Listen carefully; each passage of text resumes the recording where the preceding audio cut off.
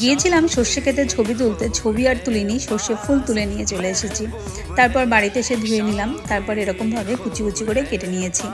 ওর মধ্যে দিয়ে দিলাম স্বাদ মতন নুন, এরপর দিয়ে দেবো হলুদ, তারপর দিয়ে দেবো ধনের গুঁড়ো, লঙ্কার গুঁড়ো, জিরের গুঁড়ো, দিয়ে দিলাম অল্প একটু চিনি, এতে স্বাদটা ব্যালেন্স হয়ে যাবে। তারপর দিয়ে দেবো হাফ চামচ মতো বেকিং সোডা, এরপর দিয়ে দেবো কুচানো ধনের পাতা, কুচানো লঙ্কা, কুচানো পেঁয়াজ, তারপর দিয়ে দেবো এর ভেতরে প্রয়োজন মতো বেসন। তারপর সমস্ত কিছুকে খুব ভালোভাবে মিশিয়ে নেব।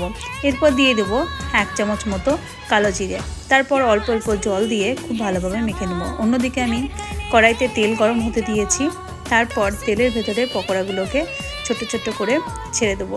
তারপর এক পাশ ভাজা হয়ে আসলে আমি উল্টে নেব। তাহলেই তৈরি হয়ে যাবে আজকের রেসিপি, শীতের সন্ধ্যায় গরম গরম চা আর সর্ষে ফুলের পকোড়া।